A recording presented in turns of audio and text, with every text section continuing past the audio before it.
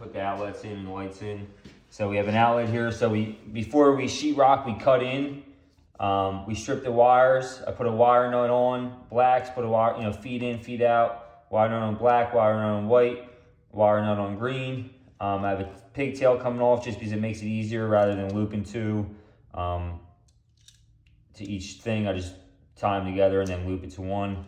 And I'm gonna put it to the outlet. Now this green wire nut's cool because you can fish the ground wire one end through the hole in the top and then connect it to the ground screw, the green one here, and you don't have to pigtail them off or anything like that.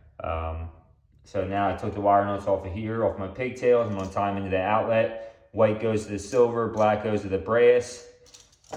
You get yourself a wire stripper, or you have the wire stripped, you just go with the gauge that's marked on there. And in these little holes, you can actually put your little loops on beforehand.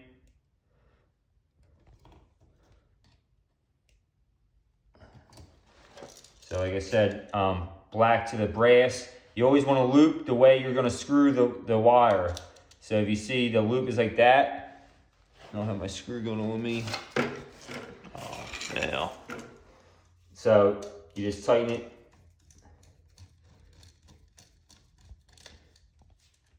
Give it a nice little snug.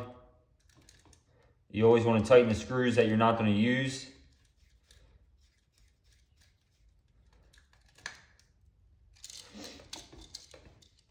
Same with the white.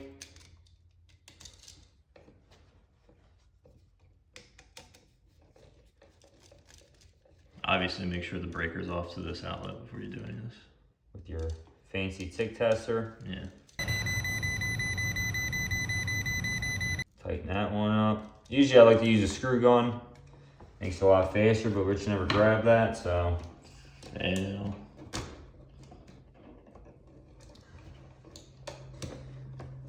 Sometimes it's like that. I like to give a little pinch to get it around the screw better. Whatever the Sparkies do. Tighten this up nice. Push your nuts back in.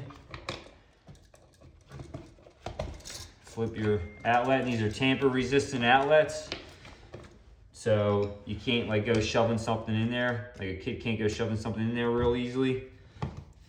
It does make it harder for a plug to go in, but it's code these days, so you gotta go with what that is. So you just screw your outlet. If the sheetrocker is good, like I am, the tabs will hit the sheetrock. But if they don't, sometimes I'll either get a little small piece of sheetrock to hold it flush against it. Like if one side hits and one side doesn't, for some reason they don't give you a lot of room. It drives me nuts. I don't know why. All they do is make the tabs a little bit longer. It makes my life 1,000 times easier, but they don't do that. Sometimes I'll put a little piece of sheetrock behind it, or even if you coil up a little piece of wire, preferably insulated wire. That's a ground wire. You want like an insulated one, and put it behind there. You can get it nice and snug, and then you put the outlet cover on.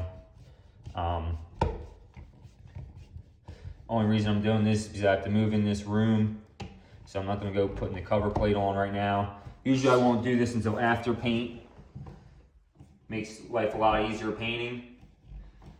But I need an outlet to watch a TV on and run my printer.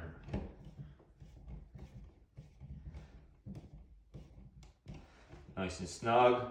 And we'll tighten that top one a little bit more. Make sure your outlet's nice and plumb. Looks pretty good. Nice and snug. And then that's it, and you go to the next one.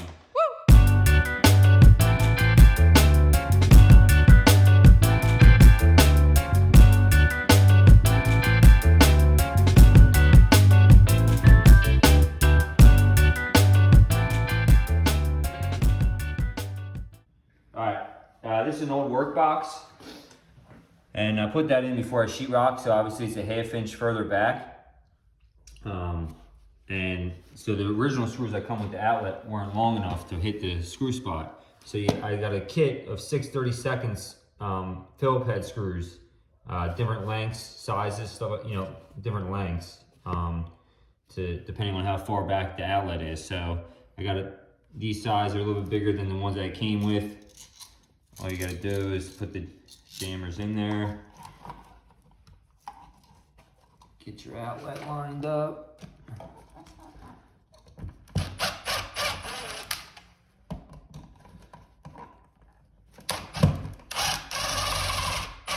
So if your outlet is ever too far back or whatever, just go out and get you a set of 6/32, Phillips head ones preferably, and size up the next screw size you need, and just screw them in like the regular screws that come with it. We're gonna wire up the light switch now. Well, we did. I'll show you how I did it. So I actually have a feed coming in this box and a feed coming out of this box. So like probably that outlet over there. And then I have my light wire going from this switch to the light up top. So obviously when I did my wiring, my rough wiring, I labeled which one was the light switch. Else it's gonna be a pain to find that later. You gotta mess with it, whatever. So we got that figured out. You always tie the neutrals all together, tie the grounds together, use the groovy wire nut to go to the light switch. And then I did the two feeds, tied them together and pigtailed off to my switch, this bottom screw. And then the top screw, I put my feed, my black wire to the top screw, which runs to the light. So all this does is basically work as a valve. Like let's say there's water coming in, and then this is a valve, and then you want water coming out of there, you turn the valve on, now you got water coming out of there. It's just like that kind of concept. So pretty easy. Electrical is easy. That's the plumber's explanation of electrical. Yeah. You just think of it, you can think of it as a valve, a water valve. You push all your wires in the box. Make sure to be careful that the bare wire nut doesn't hit, any of the terminal plugs. Obviously, if it's a metal box, you'd want to tape your nuts there, your screws there.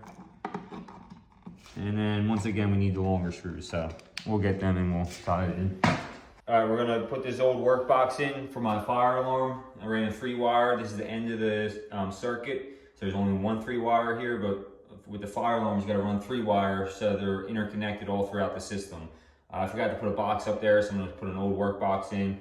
The way I like to do it, make sure obviously you're not, like a stud's over here, so we're gonna cut a hole over here so we don't hit that. I got a nifty little protractor thing. I set it to 2 inches because the box is 4 inches. I'll score my hole and then I'll take a sheetrock knife to cut through it. 2-inch radius, so yeah, 4-inch circle. And so I'll push my wire up, get it out of my way, not all the way up because you don't lose it. Need to get it back.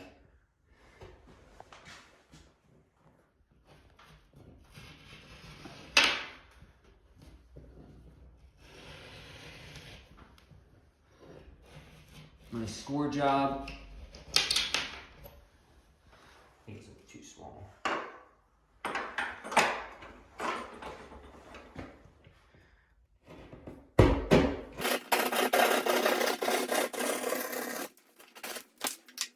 Make sure your hole is big enough, which mine is obviously not. You blew it!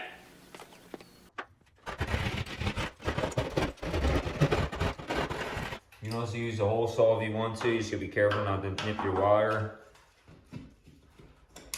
You gotta make sure these holes are tight because the last thing you want is to make them too loose and then it doesn't work.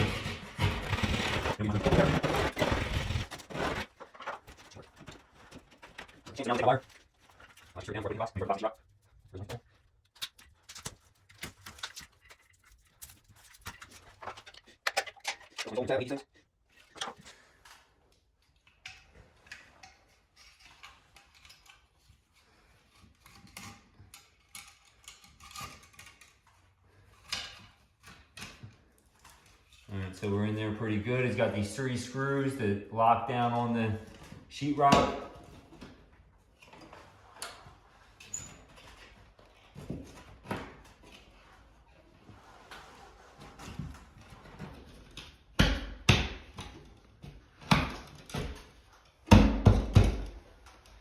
You take your screw gun.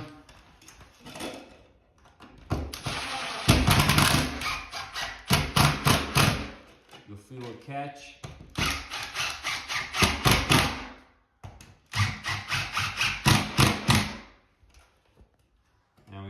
box up there.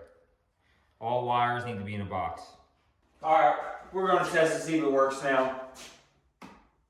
Good to go. Woo!